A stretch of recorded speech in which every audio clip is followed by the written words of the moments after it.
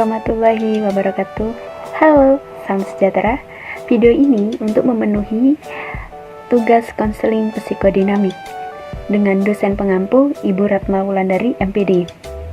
Di sini, saya akan menjelaskan sedikit materi tentang psikoanalitik Sigmund Freud.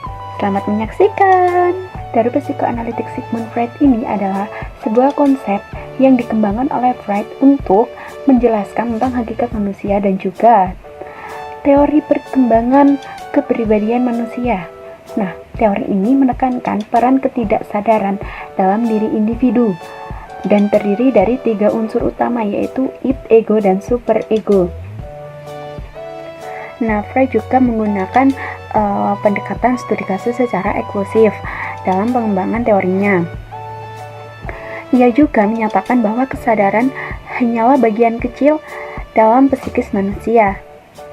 Nah, teori ini banyak digunakan dalam praktek psikoterapi dan memiliki implikasi dalam berbagai aspek kehidupan, termasuk dalam pendidikan. Nah, Freud juga menggunakan pendekatan studi kasus secara eksklusif dalam pengembangan teorinya. Ia juga menyatakan bahwa kesadaran hanyalah bagian kecil dalam psikis manusia.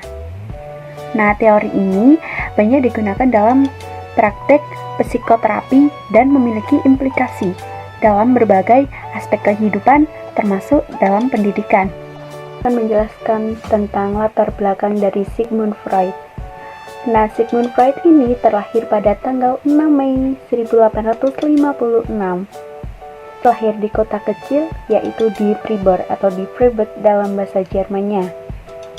Nah, Sigmund Freud ini memiliki ayah yang bernama Jacob, yang berusia 41 tahun. Jacob ini seorang pedagang wol, yang pemikirannya yang sangat tajam dan humor yang sangat baik. Nah, sebelumnya Jacob ini memiliki 2 anak dari pernikahan yang sebelumnya. Ibu dari Sigmund Freud ini bernama Ibu Amelia. Ia berusia 21 tahun. Ketika melahirkan anak laki-lakinya yang pertama dan yang paling disayang, yaitu Sigmund Freud. Nah, Sigmund Freud ini memiliki 2 saudara yang lebih tua setengah dari usianya dan 6 adik-adiknya. Pandangan Freud tentang sifat manusia itu pada dasarnya yaitu pesimistik, namun yang kedua deterministik, dan yang ketiga yaitu mekanistik, dan yang keempat itu reduksionistik. Nah, menurut Freud, manusia dideterminasi oleh kekuatan-kekuatan irasionalnya dan juga motivasi-motivasi yang tak sadar, kebutuhan-kebutuhan dan juga dorongan-dorongan biologis dan naluriahnya. Dan oleh itu, peristiwa-peristiwa psikoseksual yang terjadi selama 5 tahun dari kehidupannya.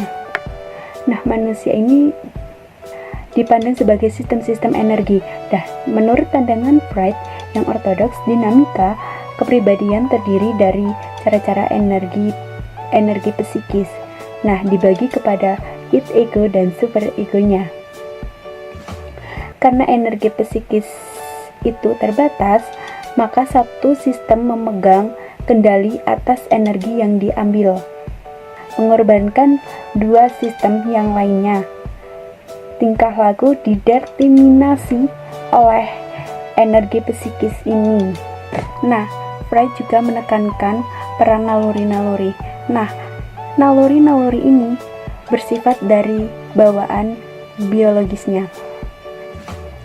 Freud menekankan naluri-naluri seksual dan impuls-impuls yang agresif. Nah, menurut pandangan psikoanalitik, struktur kepribadian ini dibagi menjadi 3 sistem, yaitu id, ego, dan superego, di mana id ini adalah bagian tak sadar yang mengandung dorongan-dorongan dan naluri sistem, atau dorongan-dorongan dan juga naluri dasar, dan seperti hasrat seksual dan juga agresif. Namun yang dikatakan dengan ego yaitu bagian yang berhubungan dengan realitas dan juga memenuhi kebutuhan id. Nah, dengan cara yang yang sosialmente dapat diterima. Adapun yang dikatakan dengan superego yaitu bagian moral pikiran yang menyerap nilai-nilai dan juga norma-norma sosial. Analisis adalah bentuk aliran yang utama dalam ilmu psikologi dan memiliki dari kepribadian atau kita bisa sebut dengan sebutan teori kepribadian psikoanalisis atau psikoanalitik theory of personality. Dalam praktiknya, teori psikoanalisis ini banyak dihubungkan dengan pendidikan yang sangat kompleks. Dari psikoanalisis ini sudah banyak memperbanyak dan juga memodifikasi tingkat perilaku atau sikap dalam hubungan di dunia pendidikan, yakni sebuah hubungan antara guru atau pendidik, orang tua, dan peserta didik yang bersangkutan. Nah, ada banyak hal yang teori psikoanalisis ini sumbang untuk berbagai pemikiran dalam perkembangan dunia pendidikan. Nah, istilah psikoanalisis ini mengacu pada bentuk-bentuk proposisi dan tidak hanya pada teknik terapeutik atau metode pengamatan dari mana proposisi tersebut diturunkan. Dalam prakteknya, setiap orang, bahkan negara pasti mendambakan sistem pendidikan yang baik. Seperti tujuan pendidikan nasional, kita yang mencerdaskan kehidupan bangsa dan mengembangkan sumber daya manusia Indonesia seutuhnya. Nah, yakni generasi yang beriman dan bertakwa pada Tuhan Yang Maha Esa, berbudi berbakti luhur, berpengetahuan, terampil, mandiri, dan memiliki rasa tanggung jawab. Nah, Freud mengemukakan bahwa perkembangan individu ini melibatkan serangkaian tahapan, termasuk dengan tahapan oral, tahapan anal, tahapan falik, dan juga tahapan genital. Dan Sigmund Freud, seorang psikologis yang terkenal. Nah, Sigmund Freud ini mengembangkan teori perkembangan seksual yang terdiri dari 5 tahap tersebut. Nah, berikut adalah tahapan-tahapan perkembangan menurut Sigmund Freud. Yang pertama, tahapan oral. Tahapan oral ini dimulai dari umur 0 sampai 1 tahun. Nah, pada tahap ini, anak ini mendapatkan kepuasannya melalui mulut.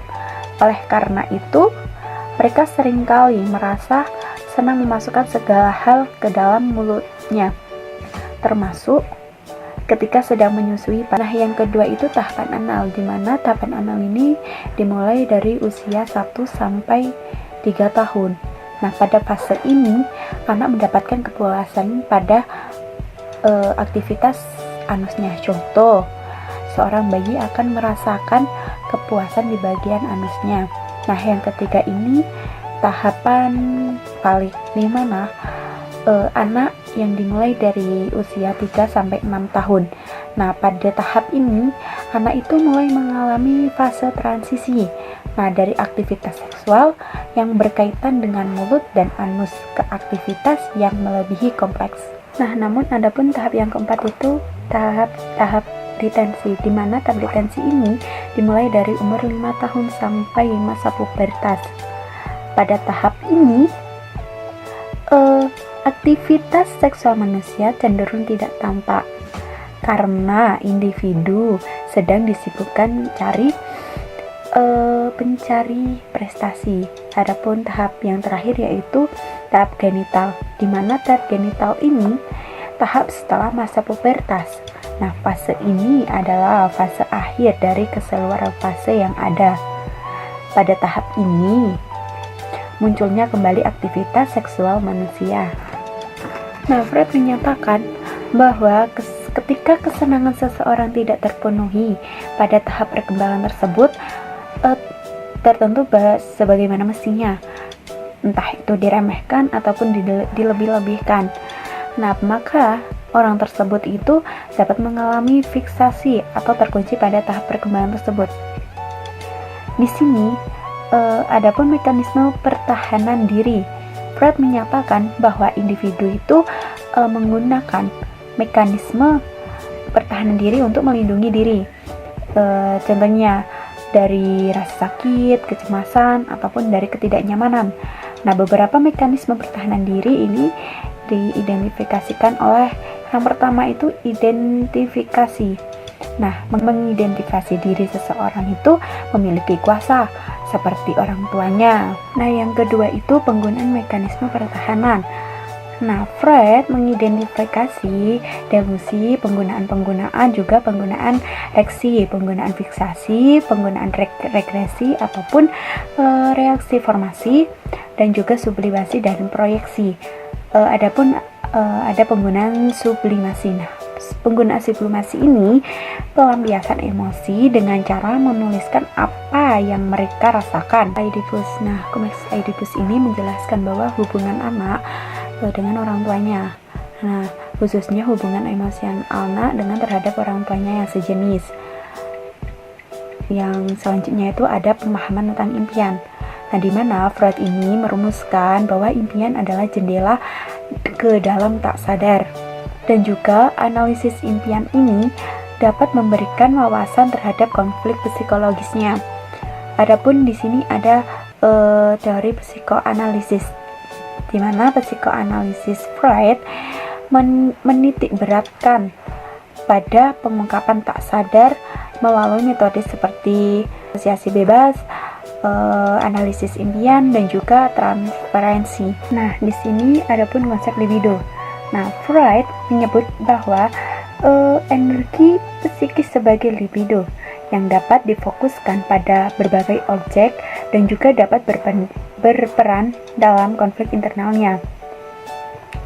Nah, meskipun konsep-konsep Freud ini telah mengalami kritik dan juga revisi seiring waktu, warisannya tetap disignifikan dalam pengembangan psikologi dan terutama dalam perkembangan psikoanalisisnya. Nah, digunakan oleh Sigmund Freud untuk merujuk pada energi seksual atau dorongan seksual yang mendasari perilaku manusia. Nah, menurut Freud, libido ini merupakan bentuk energi yang mendorong manusia untuk mencapai kesenangan. Nah, dorongan ini dibatasi oleh ego yang prinsip pada realitas. Nah, adapun Freud ini percaya pada libido berkembang selama beberapa tahap dalam kehidupan yang kemudian berbentuk pola perilaku dan kepribadian seseorang. Dalam teori perkembangan psikoseksualnya, Freud mengemukakan bahwa libido ini memainkan peran sentral dalam setiap tahap perkembangannya. Nah, mulai dari tahap oral hingga tahap genital. Pada setiap tahap, libido ini berfokus pada zona sensitif tubuh tertentu. Nah, dan gangguan dalam perkembangan. Tahap-tahap ini dapat berdampak pada kepribadian seseorang di kemudian hari. Mungkin cukup sekian. Apabila saya banyak kekurangan ataupun kesalahan yang saya sampaikan, setidaknya saya sudah berusaha semampu mungkin. Kurang lebihnya mohon maaf. Assalamualaikum warahmatullahi wabarakatuh.